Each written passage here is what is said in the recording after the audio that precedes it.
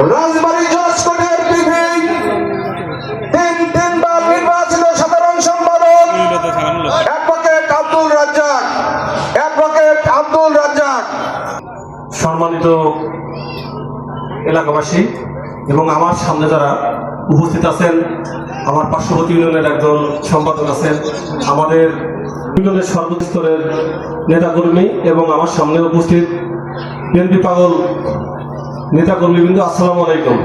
আসলে আমরা আমাদের অনুষ্ঠানটা দোয়া মাহফিল, আমরা এমন একজনের জন্য দোয়া করছি যে জাতির দুর্দিনে যখন সবাই 86 সালে দেখেন সবাই তার নৈতিক জায়গা ধরে রাখতে পারে নাই, আওয়ামী লীগ পারে নাই, জামাত পারে নাই, তখন বিএনপি এই খালেদা জিয়ার নেতৃত্বে দেশের স্বাধীনতা রক্ষা করেছে, তার দৃঢ় অবস্থান ধরে রাখতে পেরেছে। 90 সালেও বেগম খালেদা জিয়ার নেতৃত্বে, বলিষ্ঠ নেতৃত্বে এদেশ রক্ষা পেয়েছে। তারপরে এই ফ্যাসিস্ট সরকার যতদিন ক্ষমতায় ছিল সবাই, তার আগে একটু ছন্দপতন হয়েছে ফখরুদ্দিন মঈনুদ্দিনের সময়, যখন সবাই দস্তখত দিয়েছিল যে আমরা রাজনীতি করবো না, শেখ হাসিনা চুক্তি করে বিদেশে চলে গেছিল, খালেদা জিয়া বলেছিল যে আমার বাইরে কোথাও কোনো ঘর নাই, এই দেশেই আমার ঠিকানা, তখন এই খালেদা জিয়া বুক চিতিয়ে এই দেশের স্বাধীনতা রক্ষা করেছিল।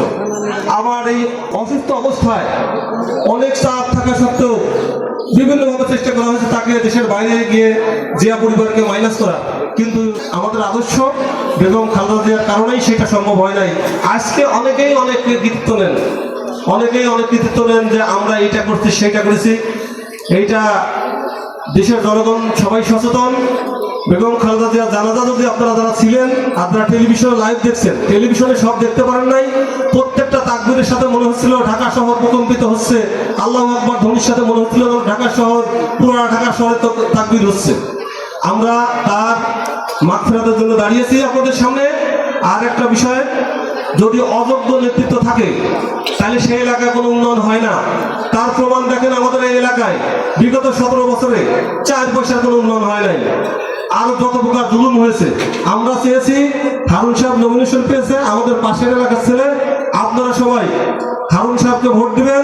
হারুন সাহেব নির্বাচিত হলে এই উন্নয়ন বঞ্চিত জনপদ, অবহেলিত জনপদ, সন্ত্রাসের জনপদ, এইটা আর এই নামে থাকবে না, এই এলাকার ব্যাপক উন্নতি হবে। জান্নাতের টিকিট আমরা দিতে পারবো না, কিন্তু আপনাদের নিরাপত্তা, এলাকার উন্নয়ন, এগুলো আমরা আপনাদের আশ্বস্ত করছি।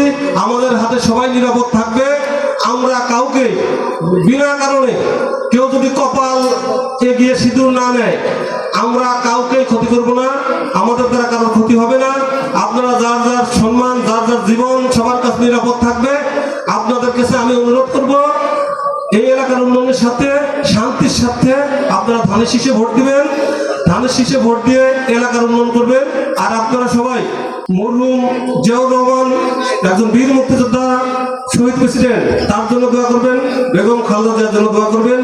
আরেকটা বিষয়, এই বাজারের সাথে আমাদের একজন আমাদের এই এলাকার সন্তান, আমাদের সোমান চাচা, এই এলাকায় বাজারের প্রতিষ্ঠানের মধ্যে অন্যতম, আমার পাশে বসে আছে শুকুর মাস্টার, সেও এই অসুস্থ, তার জন্য দোয়া করবেন। সোমান চাচার জন্য দোয়া করবেন। ওদের আকাশ সাহেব এই বাজারে অনেক আসছে, আকাশ সাহেবের জন্য আপনারা দোয়া করবেন। পরিশেষে আমি ধানের শীষে ভোট চেয়ে এবং জিয়া পরিবারের জন্য এবং বিগত জুলাই আন্দোলনে নিহত শহীদ সমস্ত পরিবারের জন্য দোয়া প্রার্থনা করে আমার বক্তব্য শেষ করছি। বাংলাদেশ জাতীয়তাবাদী দল জিন্দাবাদ।